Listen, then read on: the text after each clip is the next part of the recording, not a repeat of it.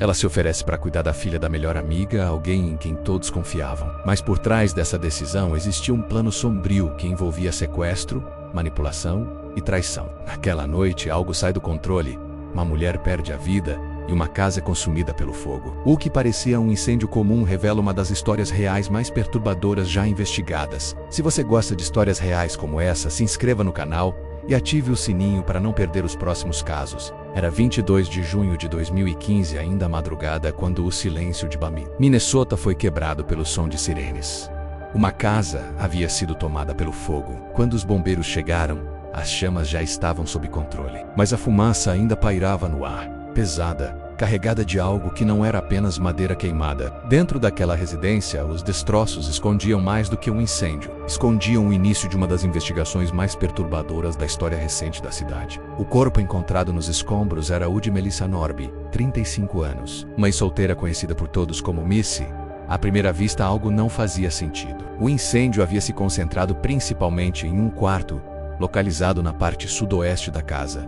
No entanto, o corpo de Melissa não estava ali. Ela foi encontrada no centro da residência, coberta por um colchão parcialmente queimado. Para investigadores experientes, aquilo não parecia obra do acaso. O vice-chefe dos bombeiros foi acionado para analisar a cena com mais cuidado. Ao observar o estado do corpo e do colchão, percebeu que ambos estavam queimados de forma muito mais intensa do que seria esperado por um incêndio que supostamente teria começado em outro cômodo. Ao redor da casa, outros sinais chamavam a atenção. Janelas haviam sido arremessadas para fora com força suficiente para cair a vários metros de distância. Aquilo indicava pressão, algo compatível com o uso de combustível acelerante. Dentro dos destroços, um galão de gasolina foi encontrado intacto. O fogo não havia sido aleatório. A conclusão inicial foi rápida e objetiva. Aquele incêndio havia sido provocado. E se o fogo não foi um acidente, a morte de Melissa também não era. Ao examinarem o corpo com mais atenção, os investigadores fizeram uma descoberta ainda mais grave. As mãos de Melissa estavam amarradas com fita resistente. Ela estava vestida. Não havia sinais de que tentara fugir. Aquela mulher não havia morrido tentando escapar do fogo. Ela havia sido imobilizada antes. O caso deixou de ser apenas um incêndio criminoso. Tornou-se oficialmente um homicídio. Melissa era uma figura conhecida na comunidade. Amiga dedicada, mãe amorosa, alguém que costumava ajudar todos ao seu redor. Entre essas pessoas estava Amanda Smith, sua amiga de infância. As duas se conheciam desde crianças. Para Amanda, Melissa era mais do que uma amiga, era família. Enquanto a perícia avançava, surgiu uma preocupação urgente. Melissa morava na casa com seu filho, um menino de cerca de 10 anos. Não havia nenhum sinal dele no local. A equipe iniciou uma busca intensa dentro e fora da residência. Cada centímetro foi vasculhado, inclusive embaixo da estrutura da casa. O medo era real. Até que horas depois, a polícia conseguiu contato com um familiar. O menino estava seguro. Ele havia passado a noite com parentes fora da cidade. Um pequeno alívio em meio ao caos. Mas esse alívio duraria pouco. Enquanto os investigadores ainda trabalhavam na cena, Amanda chegou desesperada. Ela havia recebido uma ligação informando que a casa de Melissa estava em chamas. Mas havia algo ainda mais aterrador. Sua filha de 5 anos, Brittany, havia dormido na casa de Melissa naquela noite. Era algo comum. Melissa cuidava da menina com frequência. Amanda confiava nela plenamente. Quando Amanda chegou ao local, repetia a mesma frase: "Minha filha está aí dentro." Os investigadores, já tendo vasculhado a casa diversas vezes, tinham certeza de que não havia mais corpos ali. E foi exatamente nesse momento que a gravidade do caso se multiplicou. Se Brittany não estava na casa, onde ela estava? A partir dali, a investigação mudou de foco. Não era mais apenas sobre um homicídio. Agora era também sobre o desaparecimento de uma criança. Inicialmente, os investigadores tentaram manter a esperança. Pensaram na possibilidade de a menina ter escapado sozinha, ter sido levada por alguém por engano ou estar com outra pessoa em segurança. Mas à medida que as horas passavam e nenhuma pista surgia, a realidade se impunha de forma cruel. Brittany havia desaparecido na mesma noite em que Melissa foi morta. A polícia começou a reconstruir os últimos passos de Melissa. Descobriu que ela havia ficado sozinha em casa com Brittany naquela noite.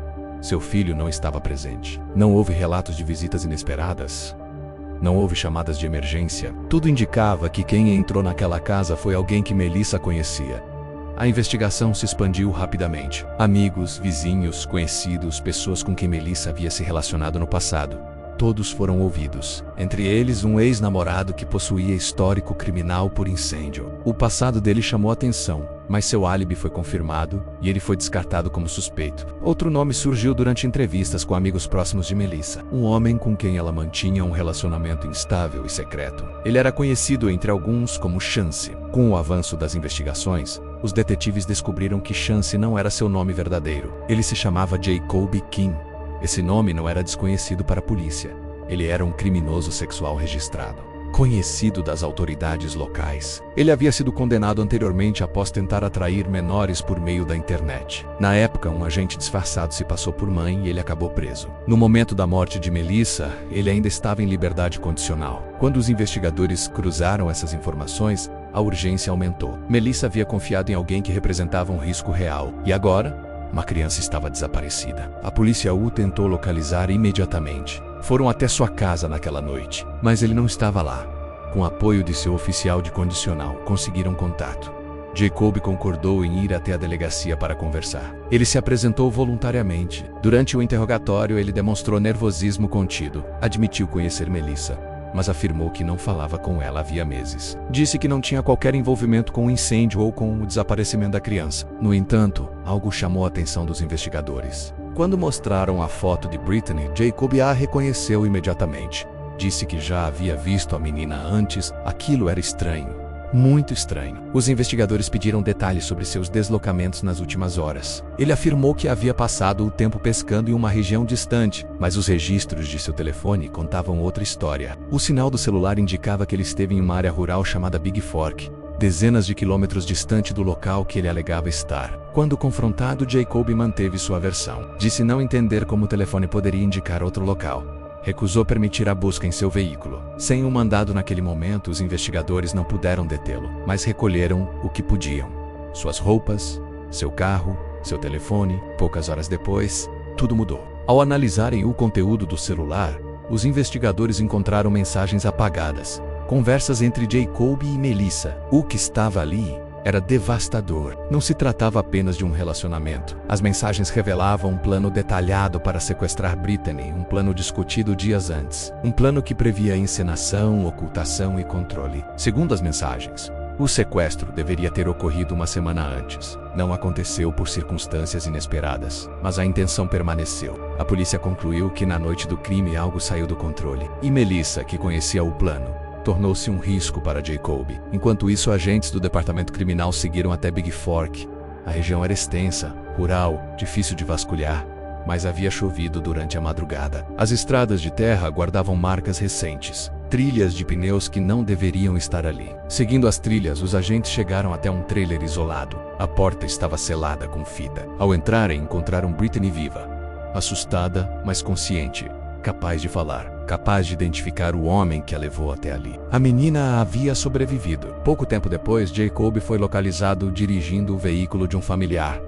Foi preso sem resistência, levado de volta à delegacia, ainda sem saber que Brittany havia sido resgatada. Confrontado com as provas, ele acabou admitindo sua presença na casa de Melissa naquela noite. As investigações concluíram que Melissa foi imobilizada e perdeu a vida por asfixia. Jacob incendiou a casa para destruir evidências. Brittany foi mantida em cativeiro até ser resgatada. Jacob Kim firmou um acordo judicial. Declarou-se culpado por sequestro, homicídio e crimes contra menor. Foi condenado a 52 anos de prisão. O acordo evitou que Brittany precisasse depor no tribunal. Ninguém sabe com certeza por que Melissa queria sequestrar Brittany. Os investigadores acreditam que ela tinha um relacionamento com dependência emocional. Amigos relataram que Melissa queria manter o relacionamento a qualquer custo. Os investigadores acreditam que Melissa aceitou o plano para não perder o relacionamento e que ele só mantinha contato com ela por causa do acesso à criança e que por esse motivo tirou sua vida para não ter testemunhas. Jacob nunca deu maiores esclarecimentos de suas intenções e da participação de Melissa. Hoje Brittany segue em recuperação.